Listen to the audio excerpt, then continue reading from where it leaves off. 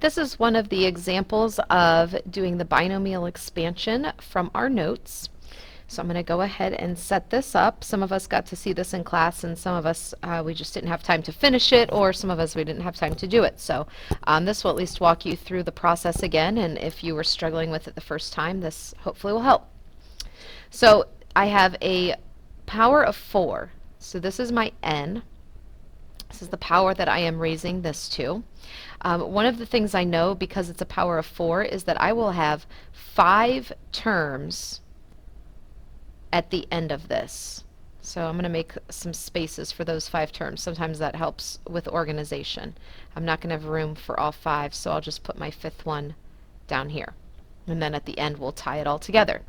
So as I start this, I know that my first term can be created with coefficients that come from combinations. So I'm going to set up my combinations. And because it's a power of 4, I know that I'm going to do an n of 4 for all of these combinations. That would be on top. And then I start with 0 and work up to 4 on my combinations for my r value on the bottom. So that would at least get me started with those leading coefficient pieces. Next, I know I need to take my a, which in this case, my a is 2x, and I need to raise 2x.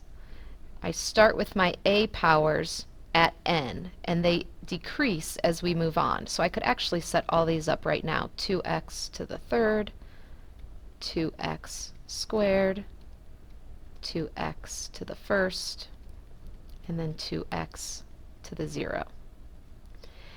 Next, I need to take my b's, and then I'll raise them to powers from 0 all the way working up to 4. So the a's decreased in power, the b's are going to increase in power. What you really want to watch for here is that your b's are a negative y squared. This whole term is your b, and that negative is going to play an important role, and I'll show you how in a second. So negative y squared, that's going to the 0, negative y squared going to the first, negative y squared squared, negative y squared to the third, and then negative y squared to the fourth. Now I had these lines that separated my terms. Typically we're adding these terms together. Now sometimes that might change to a subtraction, and I'll show you how. It just really kind of depends on what you have going on in your problem. So now you don't want to leave this as your final answer. I mean, that's great to be able to get the pattern set up like that. However, you now need to go back in to each of these and do a little bit of simplifying and actually do the math. So I'm going to start by my combinations. I know that 4 combination with 0 is 1, 4 combination with 1 is 4, 4 and 2 is 6, this is another 4, and then this is a 1. I could have remembered that from Pascal's triangle. I could put these into my calculator, how I showed you guys in class to do the shortcut for combinations today. So there's a couple ways that I could get those numbers. Now what I also need to realize is this entire quantity of 2x is taken to the fourth. That gives me a 16x to the fourth. And a power of 0, that's always just going to be 1. Now all of this right here is multiplied together.